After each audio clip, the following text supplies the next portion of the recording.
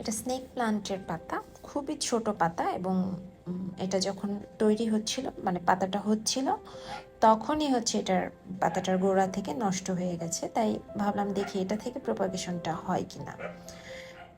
কখনো দেখা হয়নি এত ছোট পাতা থেকে হয় কিনা। নষ্ট হয়ে যাওয়ার সম্ভাবনা বেশি, দেখা যাক কি হয়।